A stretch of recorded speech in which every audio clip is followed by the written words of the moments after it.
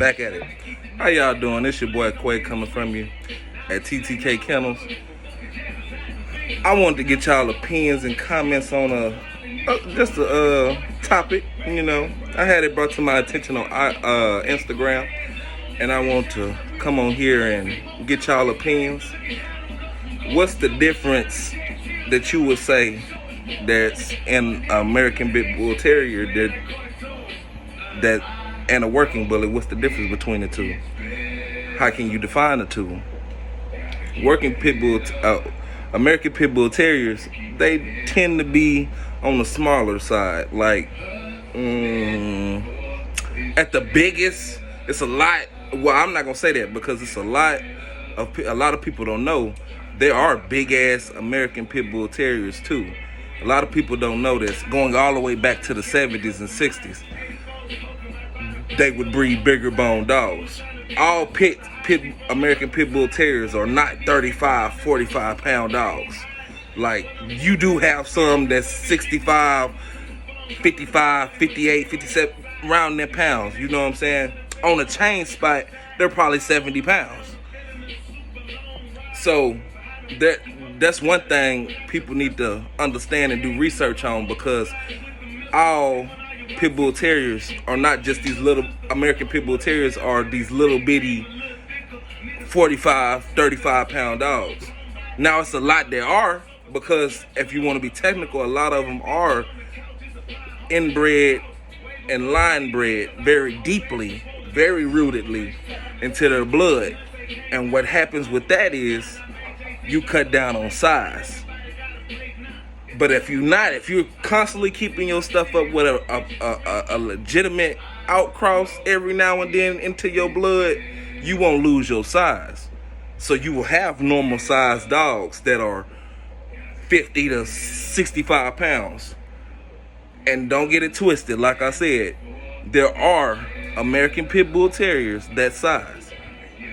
Now, working bullies, they tend to be anywhere from 65 to whatever cap you want to cap it off at. I'm gonna say anything over 120 pounds is not small enough to be agile and mobile enough. And I'm gonna say that, and that's my opinion. You can take it with a grain of salt however you want to. But in my opinion, my dogs, my working bullies, like, I don't want them no bigger than 80 pounds. Because, and realistically, what the hell can't an 80 pound dog take down? It could take down a man. It could take down an intruder. It could take down whatever. Hog. Whatever is needed of that dog, it can take down. So therefore, that's big enough. It's big enough, in my opinion. I've just seen a damn 65 pound American Pit Bull Terrier stop a hog. So, and that's 250. You know what I'm saying? 300. Get bigger than that.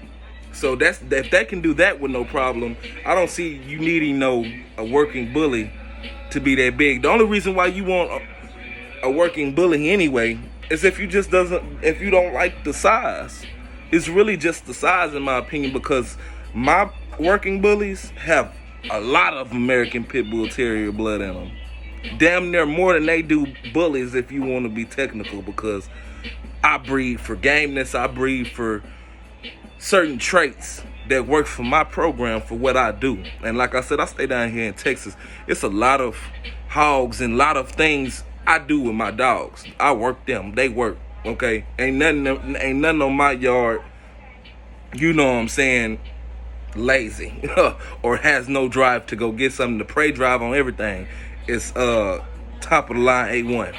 And that's what I want to let y'all know. I want to give y'all the information on the differences. It's really not too many differences though, because all these dogs is a descendant from the American Pit Bull Terrier. They not too watered down, and I don't got none of them exotics and shit. I don't want nothing to do with them. Not saying that's not. If that's your cup of tea, that's you. Okay. Like I said, I breed American Pit Bull Terriers and working bullies. Not them little hard can't breathe, can't walk. Little dogs, I'm not breeding them, okay? I'm not doing that. That's not in demand down here. I don't know nobody that want a little fashion dog, okay? So we breed real authentic stuff that if I decide to hunt 3-4 hours, that dog is gonna be right there beside me with me hunting 3-4 hours. He's going to need the wind, to have the athletic to go through all of them branches and trees and shrubs, swamps, all of that. He got to have all of that. And what I breed here at TTK Kennels, that's what we advertise on. Okay? That's what we want you to understand. We have some of the top of the line, in my opinion, ain't nothing touching my stuff, but that's my opinion.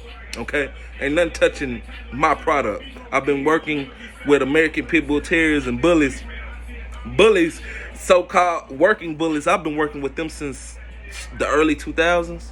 I've been messing with American Pit Bull Terriers all my life. My father has had them. My grandfather has had them. Everybody in my family has had them. So best believe I do have some knowledge on the subject. Otherwise, I wouldn't even be on here telling you anything. Okay? Like I said, there are differences. Like, okay, with a larger dog, they're not as agile. Okay? Now, not saying they're not agile, but of course they're not going to be as agile as something that's smaller than it. So that's another take. That's another thing that's a default in the bullies, that, you know what I'm saying? But not saying that they don't have just as much wind or can't be as agile, you know? I'm just saying, it's science. Something smaller is going to be more agile than something that's bigger, okay? When it comes to gameness, like I said, I don't breed nothing that won't go. I don't believe sparing the rod when it comes to culling. You know, I will cull if it's necessary. I don't believe in selling cold dogs to nobody. I don't believe and technically, I feel like this: if I'm breeding a family of dogs that are all top of the line, all type flight, I can put them into any situation and they're going to thrive. I feel like their puppies is going to do that too. Throughout all the generations, their puppies is not going to lose that drive. Of course, you might have one or two, you know what I'm saying, that doesn't want anything to do with that type of action. But I know for a fact